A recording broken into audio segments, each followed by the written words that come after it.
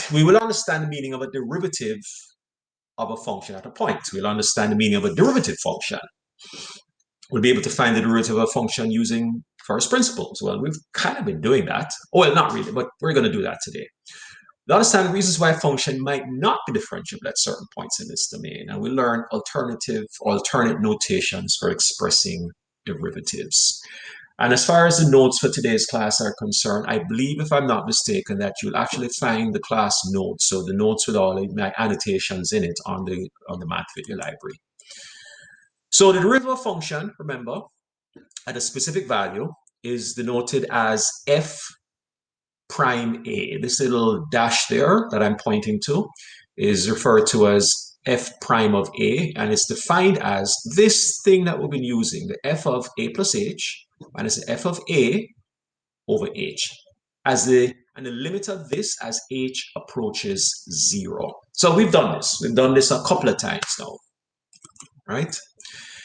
The derivative of a function might exist at any value of x in its domain. So rather than find a derivative at a specific x value, it is possible to actually find a derivative function. So you know how we've been doing this for a specific value? So we wanted to find the IROC at when the function was at 6 or 10 or 15. We used that coordinate, we figured out what the x and the y were, and we put that into this format here, right? That's what we did. Then we found the limit as h approached 0. But what if we could find a function that could do that for any point, right? That's what we're going to see if we could do. Find a derivative function for f of x equals 2x squared minus x using first principles. We're about to do that. And then use it to find the f of 2 and the f of minus 7. So we're not going to use 2 initially. We're just going to try to come up with a function, which we're going to call a derivative, which is a whole sort of central focus of calculus, by the way, derivatives. We're going to try to find a derivative that we can use for this 2x squared minus x that will apply to any point. Now, we're going to use this thing that we've been using all along, right? F of x plus h minus f of x over h as h approaches 0. We're going to use that in this case. So let me go and fold over my tablet so that I can start writing on it.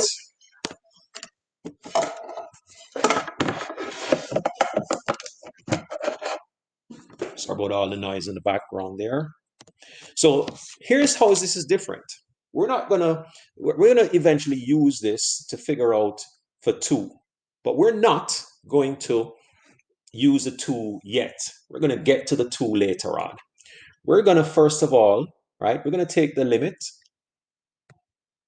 as h approaches 0 for h at the bottom as usual. So we're going to say 2 times x plus h squared. So we're putting that in place of the x there, minus the x plus h. Right? Again, anywhere you saw x, we put in the x plus h. Then we're going to minus from that. Right? Now, let me take you back to what we had before, the f of x. That's the function. That's the entire function. And the entire function is the 2x squared minus x. Well, running out of room. I didn't think ahead as much as I should. I wonder if I can just move everything over here. Let's see if I can just move everything over.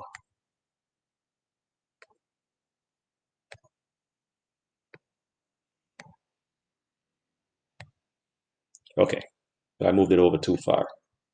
All right, well, you get the idea. Maybe I should just erase this. Put this part back. And the limit as h approaches 0.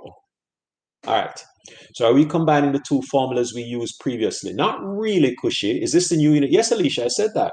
I said we are now in unit 2. This is day 1 of unit 2. We are done with unit 1. And I said that the test, Alicia, is going for the unit 1 is going to be on Tuesday. Remember what I just said that a few minutes ago? All right. Okay, so are we combining the 2 formulas we used previously or just the numerator? Okay. All right. Yeah, we finish it in 6 days. Okay, finish it in 6 days. All right. So let's go back then and show you, Kushi, what I'm saying here. The f of x plus h. f of x plus h means, and this is, by the way, you should recognize this as the thing that we've been using all along for finding the IROC at a particular point. Does that look familiar, Kushi, by the way? Does that formula use, does that look familiar? Okay, good. So f of x plus h is take the x plus h, which is this thing here, and put that in place of x in the original formula. So 2 times x plus h squared minus the x, which is x plus h, minus, it says, oh, sorry, minus, it's, go back, come on, minus the function itself, minus f of x. So we're minusing the function, which is the 2x squared minus x, from the x plus h version of the formula.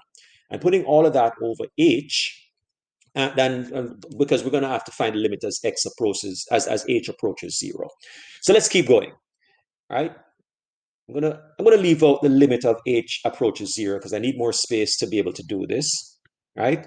So I'm going to take 2 times, when I square x plus h, I'm supposed to get x squared plus 2hx. Again, I'm assuming that people know how to square a binomial, plus h squared minus x minus h, oh, see, I don't even have enough space with this, minus 2x squared plus x.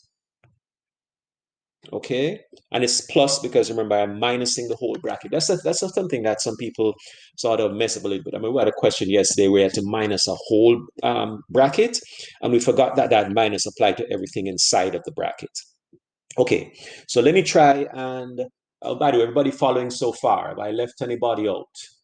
Just want to just check in as usual. Ariana, how about you? Are we good so far? Have I gone too fast? Are we good? Ariana, are you there? Good. Okay, we're good. Okay, so I'm just going to expand this now to make this become 2x squared plus 4hx plus 2h squared minus x minus h minus 2x squared plus x. Just about able to squeeze everything in. Oh, by the way, this was all over h. Oh, gee, I forgot to put the h there. Here's my h. Sorry about that, folks. Okay, so obviously we get to the point where we now have to simplify it, right? So simplifying it means we can take this with this, and let's see, now we have a minus x and a plus x there. Those are gone. It looks like what I'm left with is, let's see now, looks like I have a 4hx plus 2h squared minus h, and that looked like everything that's left, over h. Okay, and obviously I should factor out the h that's there, right? Still over h. And what am I left with now? I'm left with 4x plus 2h minus 1, I believe. And those h's will cancel out. So what I'm left with is this. Again, on the side, I should always have the limit as h approaches 0 of 4, I actually don't need a line anymore. The limit as h approaches 0 of 4x plus 2h minus 1. That's what's left. Now, as h approaches 0, looks like I'm just left with 4x minus 1. Right? So that is the limit as h approaches 0. So now what that means is this thing here is my f prime of x. That's my derivative function, right? That's the thing that I've been saying that I'd like to figure out. What's the equation that will give me any slope, any IROC at any point? Turns out to be 4x minus 1. So I can easily now use that to find the f prime of 2 and the f prime of minus 7, because it's just a simple substitution, right? So that means that I should have the f prime of 2, I think was what the question asked for, yeah, and minus 7, is equal to 4 times 2 minus 1, which of course is equal to 7. And the f prime, so that's the slope of the function when x is 2, right? Slope is 7. And when f is minus 7, I believe was the next one, it's just 4 times minus 7 minus 1, right? So that's minus 28 minus 1. So I'm thinking minus 29. So simple. I've generalized for when I want to find the IROC of the function by coming up with a derivative function. Derivative function is a function that allows me to find the slope anywhere. Okay. Example 2 says your turn. Find the derivative function for minus 4x squared plus 2x plus 1 using first principles. Now, I know some of you might have peeked ahead and looked at other ways of doing this, which we're going to get to today. But I'd like you to try this using first principles. So I'm going to turn it over to you now. So remember, the setup for this is the f of a plus h, and let's just say, well, let's just say x plus h, because you're going to be putting the x plus h in for each. Yeah, let's change that to x actually, so that it's easier for everybody to understand what to do. So it's going to be x plus h. We're not going to say a. So the f of x plus h minus the f of x, so that's the original function, all over h. And the limit of this as h approaches 0. Now that's quite a bit of math that you're going to have to do to get this. But I'm going to turn that over to you now. Give you a couple of minutes to get that done. The recording will continue. I can edit out the pause later on. But I want you to put x plus h in for x in every position that you have x in the original function. So instead of this x squared here, you're going to put the x plus h. Instead of this x, you're going to put the x plus h. Then you're going to minus from it the function itself, the whole function, right? And then you're going to sort of do your math on that, divide that by h, and come up with what we're calling a derivative function. So we'll leave the f of 5 part out for now. All I want you to focus on, aren't we using the formula we used in the last example? Well, let's go back and show you what the last example said. The last example said f of x plus h minus f of x over h. It's the same thing, right? But instead, you're using this equation this time, the minus 4x squared plus 2x plus 1. Okay? So keep the plus 1 in the equation, right? Of course, yes, absolutely, because that's part of the equation. Okay? So anywhere you see an x in the x plus h part, you put the minus 4x squared plus, let me say that again. X plus h is going to go in for x in everywhere that you have that in the formula. Okay? All right, folks, I'm turning that over to you. It's now 10:34. I'll give you about 4 minutes to get that done. I'm going to pause my mic or mute my mic for a few minutes. Everybody should be trying this for themselves. Okay, so let's see if anybody is brave enough to tell us what they got as that derivative function. You can go ahead and put that in the chat. Anybody, I'm not asking anybody in particular. You can go ahead and put that in the chat if you think you have the derivative function. So I'm seeing minus 8x squared plus 2. I'm seeing minus 8x plus 2. Okay, let's see. 2 minus 8x. Interesting. All right, so most people seem to think it's minus 8x plus 2. And I'm going to have to say yes to that.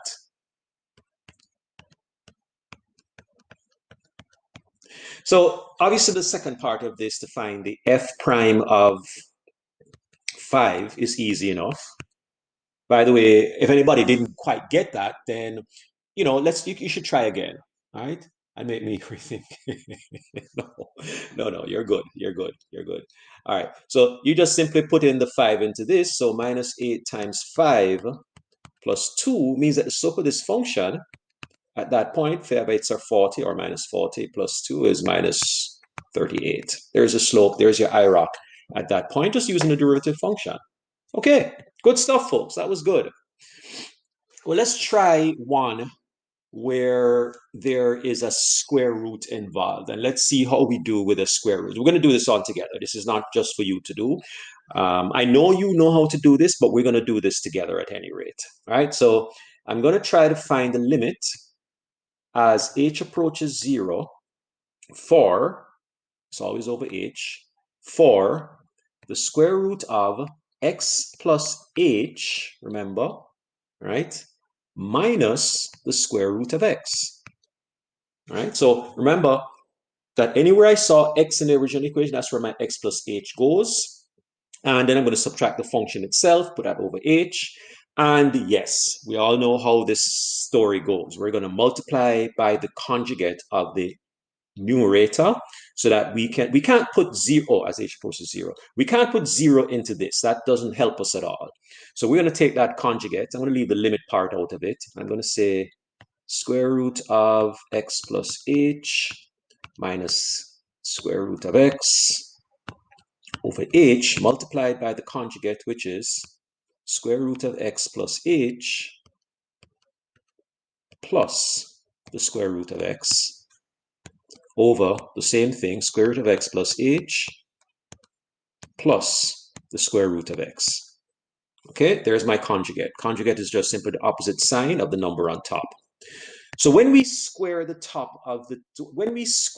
two terms, these two terms here, then that's just going to be left leaving us with the two things without the square roots. We're going to have x plus h minus x. That's all. All right. Then we're going to put that over the h times that conjugate that we had, square root of x plus h plus the square root of x. And of course, the top reduces to just simply h, and the bottom luckily has that h on the outside, so we know we can cancel that out. Square root of x plus h plus the square root of x. And yes, we're going to be left with 1 over the square root of x plus h plus the square root of x. And we want the limit of this as h approaches 0. So we know how this works.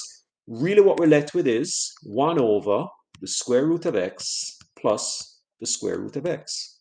That's what the limit is as the h approaches 0. And these are like terms. These are like radicals. So really what we have is this. 1 over 2. 1 over 2 square root of x. That is your derivative function. This is your f prime of x function. That's exactly what it is, right? So it's 1 over 2 times the square root of x. I could use that to find the slope at any point. There's something else the question asked us though, and that was identifying restrictions on x in the derivative function. So there are some restrictions on the x in the derivative function. There were restrictions on the original function. Let's just be clear about it. The restriction was given to you as x has to be greater than or equal to 0. Why? Because it's a square root, folks. You can't take the square root of a negative number. It's undefined, except in what we call imaginary numbers, which we don't deal with in this course. So 1 over 2 times the square root of x does have some restrictions. Can anybody tell me what restriction is? Is it the same restriction as before? Is it the same thing right before we said it has x had to be greater than or equal to 0? Is that the same restriction here? Or is there a further restriction that we have now for this derivative? Because we should state what that restriction is. Anybody tell me what the restriction is now? Is it the same as before or is it different? X is just simply greater than 0, and you're absolutely correct. Because what we're saying is that you can't even include 0 this time. You can include 0 in the original function because you can take the square root of 0. Square root of 0 is 0.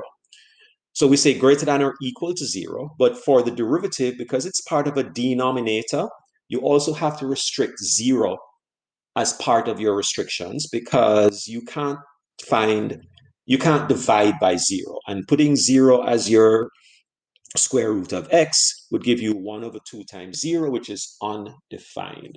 Thank you very much, Adam. Well done. Okay, so we've done a square root one. All right, now, there's a new term in this question, which I'm going to explain to you as we get to that part. But it first of all says identify and explain any restrictions on the domain of the derivative function, then find the equation of the normal to the curve at x equals 2. This comes up in your homework as well. But for now, let's just talk about finding that derivative function. Okay? Minus 2 over x. This involves, I'm going to tell you right now, this involves getting some common denominators, and I know people don't like that sometimes, but that's just the nature of things. Got to get used to that.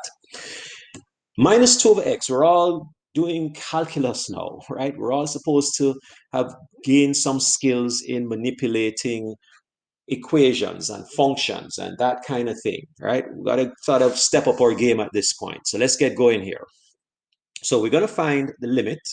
I'm going to leave the limit part out of it until the end because we need as much room as we can to get this done. Everything goes over h as usual, right?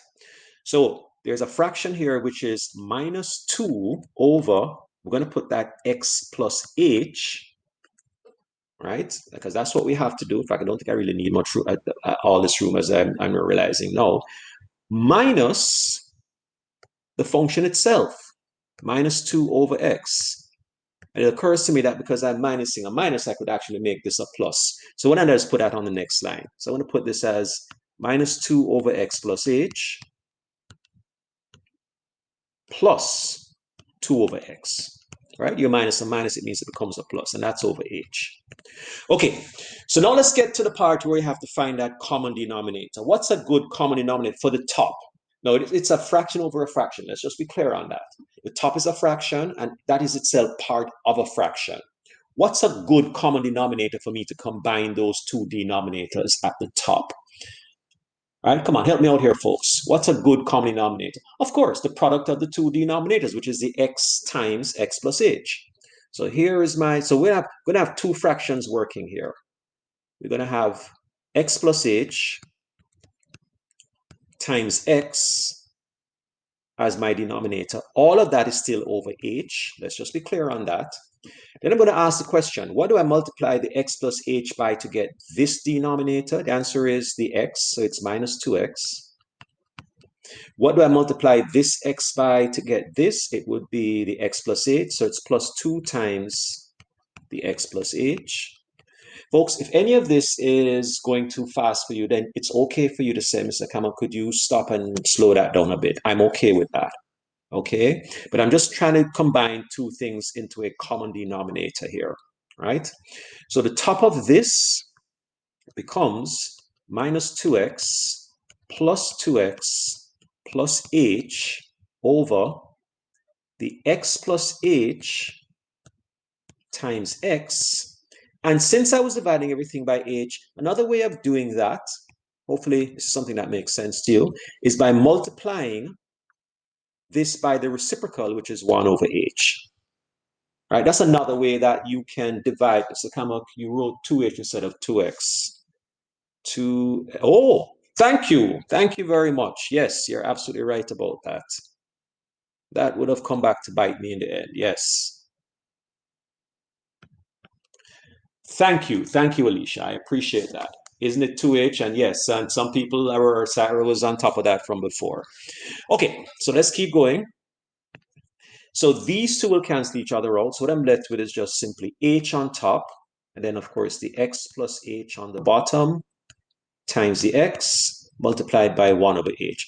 Hopefully multiplied by 1 over h, should the last one be 2h? The last one be 2, oh, is that right? Let's just see if, yeah, you're right. 2h, yeah, absolutely right. Thank you. Thank you. And by the way, I'm not doing that on purpose.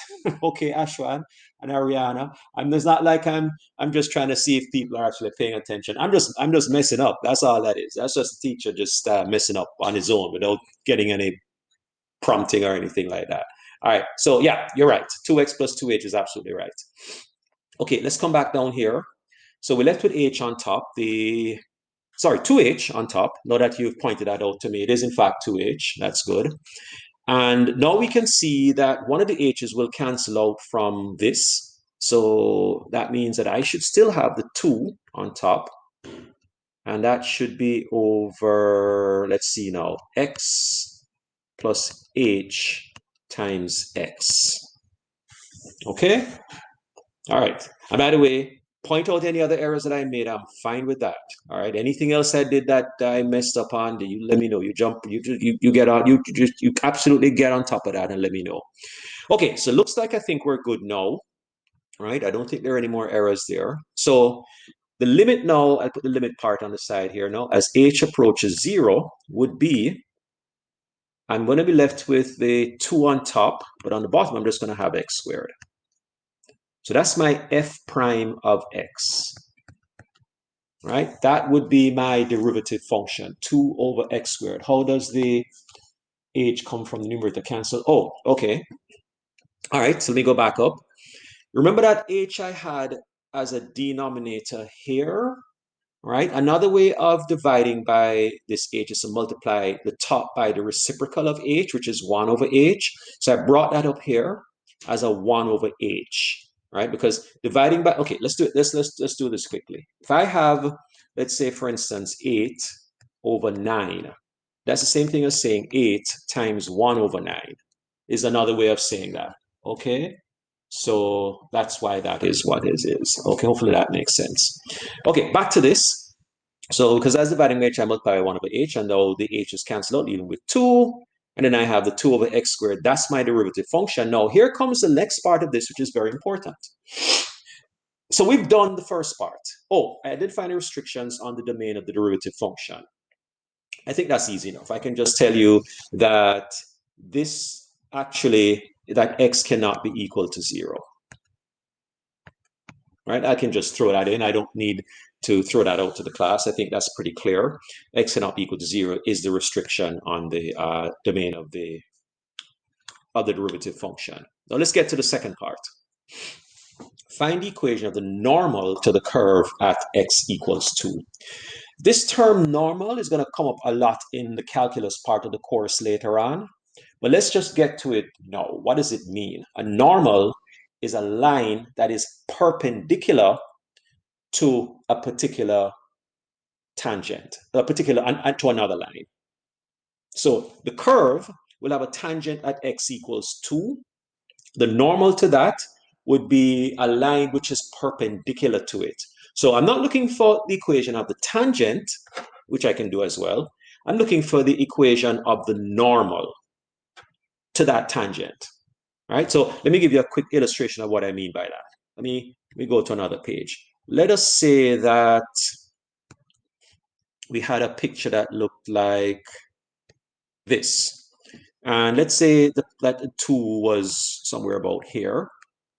And when we did all our calculus stuff, we came up with a tangent line that maybe hit around here. Let's say it's around here, right? That's a tangent line which would have a slope that the derivative could give us. The normal to that, I'll put that with a different color, would be a line that comes down through this line. I don't know if you can see that that's red or not, and hits it at right angles, right? So what we're trying to get is the equation of this line, right? The line that I am, hopefully you can see I'm pointing to right now. That's what I'm trying to get. I'm trying to get the equation of this line right here. Not the tangent line, not the line that's just touching the curve. I'm trying to get the equation of the tangent line. That's what we call the normal. Right? So normal is this line. That's the one we're trying to find. Okay, back to the question. So the first thing we need to figure out is, what is the slope of the point of contact when x is equal to 2? In other words, the actual tangent line. So what would be the slope of this original line here? Before we can find the equation of the normal, we need to know what is the equation of the tangent. Well, not the equation, but the slope of the tangent line. Because with that slope, we can find the slope of the normal line. So I'm going to go back here and say, okay, let's find the f prime of 2 in this function. So that would be 2 over 2 squared. All right, I'm just putting 2 into the function. And that's, of course, equal to 2 over 4, which, of course, is a half. So now that half represents the slope. Let me go back to my little picture here. That's the slope of the tangent line. That's the slope of this line right here. right? But what I'm looking for now is the slope of this line because I need to get the equation of this line, of the line that's at right angles. So if I have the slope of the actual tangent line, which is a half, does anybody remember from your grade 9? We're going to go back 3 years now, right? We're in grade 12. We're going to go back 3 years now. What is the slope of the perpendicular line? Slope of, and for perpendicular, I use that little thing like that. Does anybody remember how you find this over negative reciprocal? Okay, somebody was paying attention in grade 9. Nice, Richard. Nice. Slope of the perpendicular line would be the reciprocal of this, so that would be 2 over 1, but the opposite sign. So instead of it being a half, it's actually minus 2. So this slope of this reciprocal of this, of this normal is equal to minus 2. Is everybody okay with what we just did? Everybody remember negative reciprocals from grade 9. If you have the equation or the slope of one line and you want to get the slope of the perpendicular line, you flip it over and you change the sign. Now, let me just say, changing the sign doesn't mean it's going to be negative all the time, because if it was negative in the first place, it's going to become positive. You always change the sign. All right, just make sure we're clear on that. So this one was originally positive, it becomes negative. And the slope of this normal, so the slope, therefore, the slope of the normal is minus 2. Okay, so now we have the slope of the normal, but we need to do more, because the question said find the equation of the normal. Uh-oh. So how do we find the equation of this normal line? We have the slope of the line. What else do we need to find the equation of this line? Apart from the slope, we need what else? Y equals mx plus b. Plug in the slope and a point. Okay, good, Adam. Excellent. What point are we going to use? What point do we know on this line? Right? Which point do you think we could use on this line? Adam is 100% right. We need that point on the line, right? The truth is, Fernando, we could have used any point we like, but why don't we just use 2, since we're going to be since we're trying to find the slope at 2. So why don't we use 2? Let's put 2 in the original function and see what that point of contact is right there. So we're going to put 2 into the minus 2 over x, which is the original function. So I'm going to find the h of 2. This is the original function, not h prime, but the h of 2. So that's equal to minus 2 over, what is it now? Minus 2, I think. Yeah. I think it was minus 2 on top before. Yeah. So minus 2, over 2. Sorry, I'm putting the wrong thing in. Over 2. We're trying to get this at the point of 2. So that is obviously equal to minus 1. Right? Where all we're doing is finding h of 2. H of 2 means go back to my original function, which is the h of x function, plug in the 2 to see what that point is, that point of contact is, which in this case is minus 1. So a point, one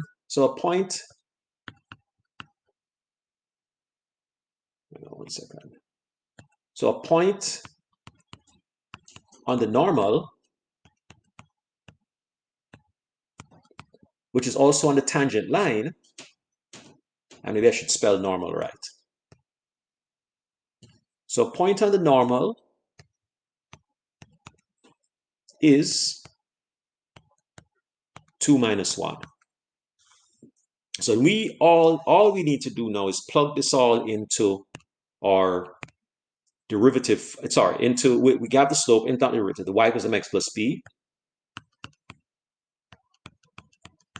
We have a slope that we got earlier on of minus 2. We had an x value of 2, and we had a y value of minus 1. Okay, so there we go. X value of 2 and a y value of minus 1 with a slope of minus 2. This is the slope of the normal. We have that point before, so the normal is equal to minus 2. We said that right there. We just have to solve for b now. So minus 1 is equal to minus 4 plus b. Looks like b is equal to 3. So the equation of the normal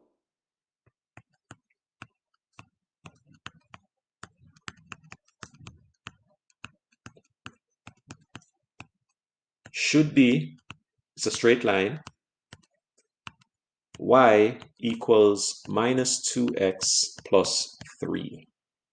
Right? The slope that we had, which was minus 2, and the y-intercept that we have, which is plus 3.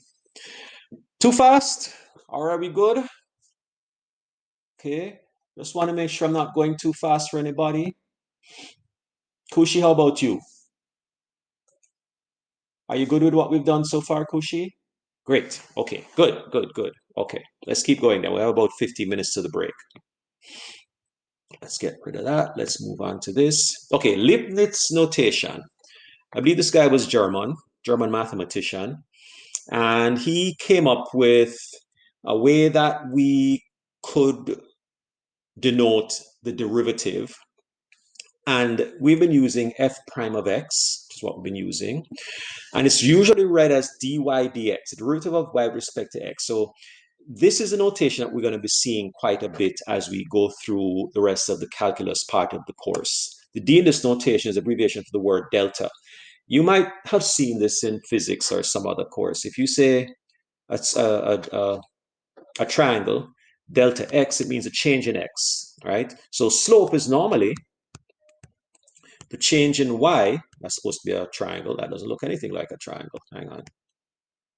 Slope is normally your change in y divided by your change in x. That's really how we define slope. How did the y's change, right? Oh, tan to the minus 1 dy dx. Where is that coming from, Danny? I'm not sure where that is coming from. Anyway, dy, so you've seen this in probably physics or somewhere else, I'm assuming. So anyway, change in y, but change in x, that's all this is, right?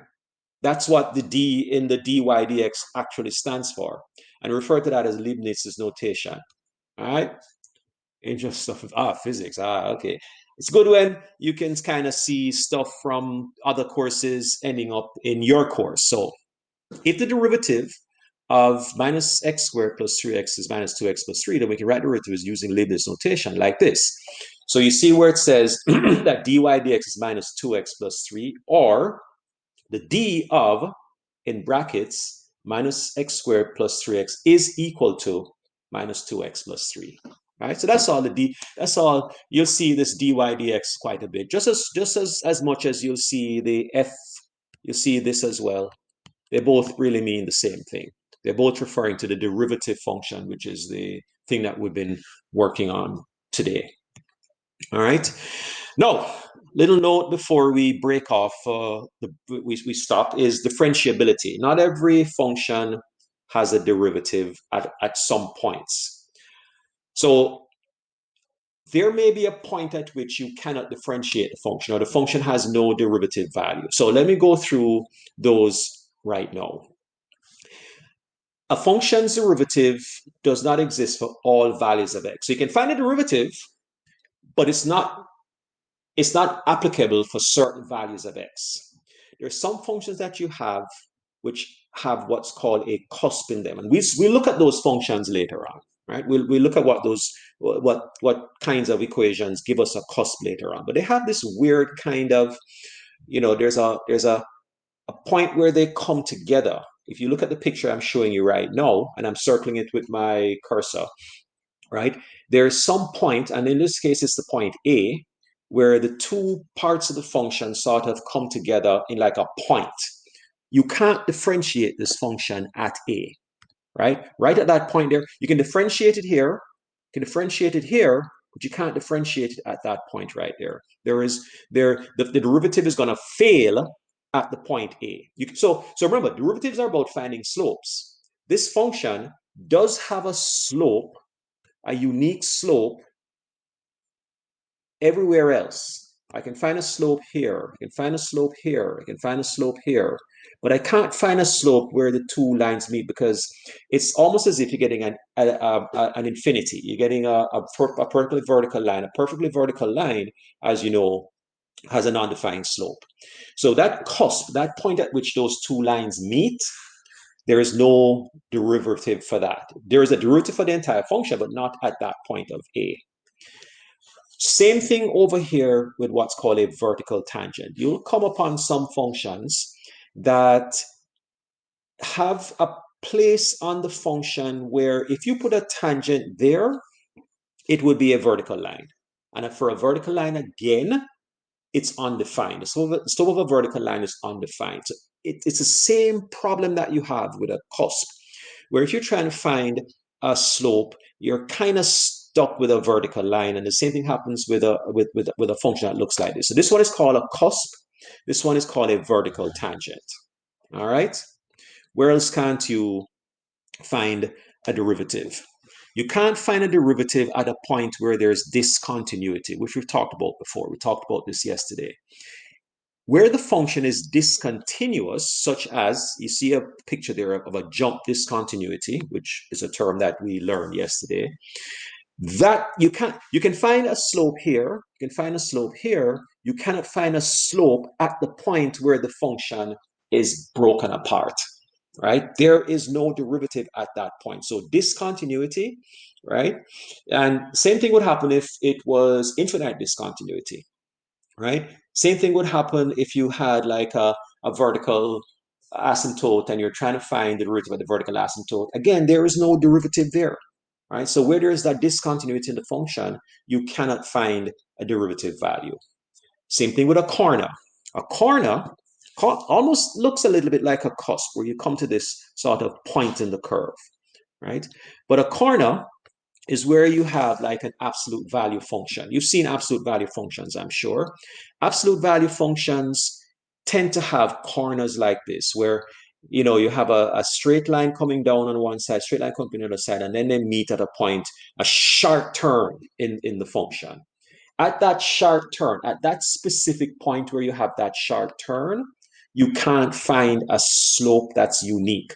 And here's a problem with this, right? Let me try to show you what the problem is with this, right? Derivatives are about slope.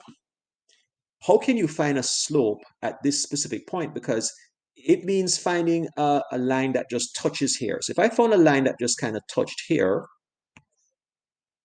right? There's one line that's there. I could put another line that's just touching, but it goes in the other direction. So it's not one unique line that's touching at that point. I could find several lines that are touching at that point. So I could find different slopes, and therefore we say it's not differentiable at a corner. So these are 4 instances where a function's derivative does not exist for that particular value. Does that mean you can't find a derivative at other places? No, it doesn't mean that. It just means that at that specific place on the function, you cannot find a derivative, right? You cannot find a slope at that point. It's not differentiable at that point, okay? And I believe that's it for what we are doing for period 1. Success criteria, you can read them for yourself.